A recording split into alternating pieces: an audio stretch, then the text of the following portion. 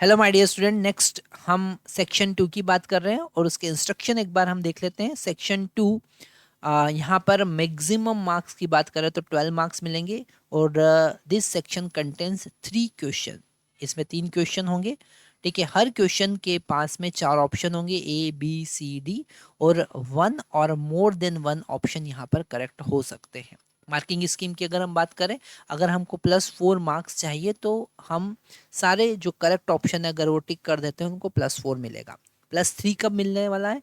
If all 4 option correct, अगर 4 option correct हैं और हम उसमें से केवल 3 ऑप्शन करेक्ट चूज करते हैं तो हमको +3 मिलेगा। +2 कब मिलेगा?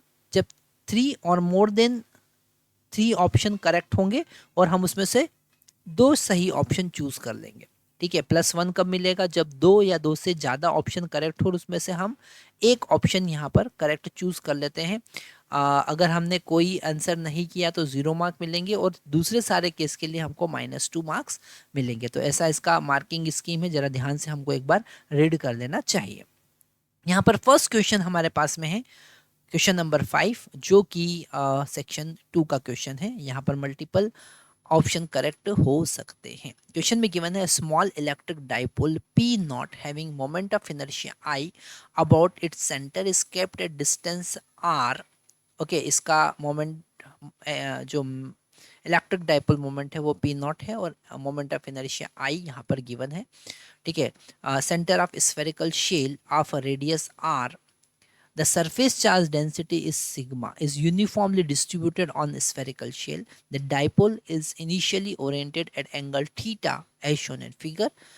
While staying at distance r, the dipole is free to rotate about its center. है ना? तो यहाँ पर फर्स्ट ऑप्शन हमारे पास में गिवन है। फर्स्ट ऑप्शन में dipole will undergo small oscillation for any value of are.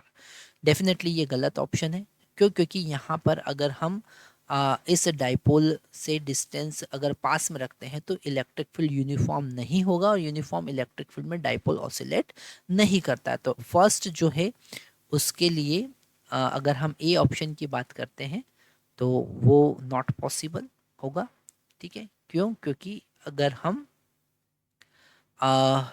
Are की वैल्यू बहुत छोटी लेते हैं, ठीक है, आर अगर हम स्मॉल लेते हैं, ठीक है, तो इलेक्ट्रिक फील्ड जो बनेगा वो नॉन यूनिफॉर्म बनेगा।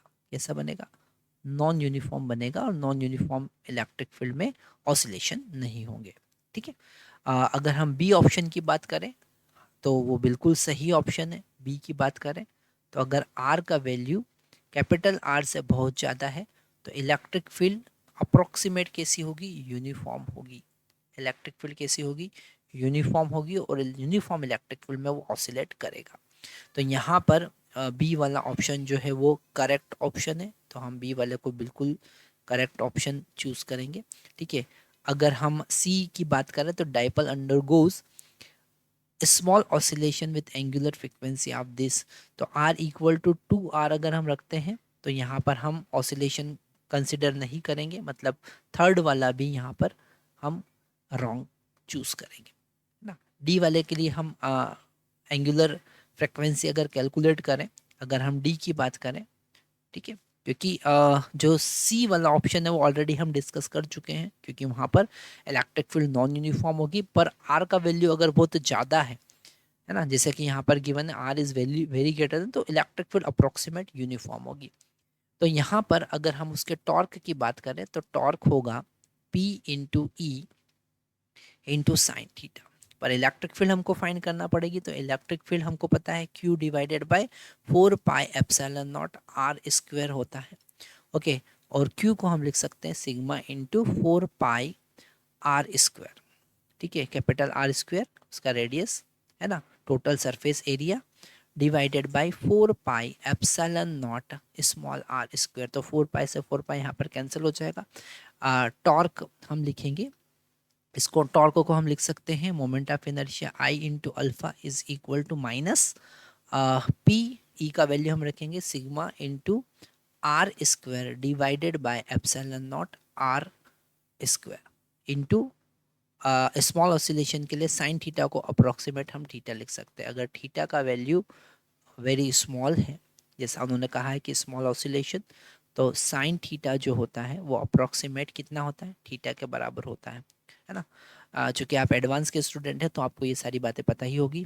अल्फ़ा का वैल्यू अगर हम यहाँ पर फाइंड करें तो हमको मिलेगा माइनस पी सिग्मा आर, और यहाँ पर स्मॉल आर का वैल्यू हमारे पास में 10 आर है, तो एप्सिलॉन नॉट 10 कैपिटल आर का square, okay, into theta. R square से आर स्क्वायर को हम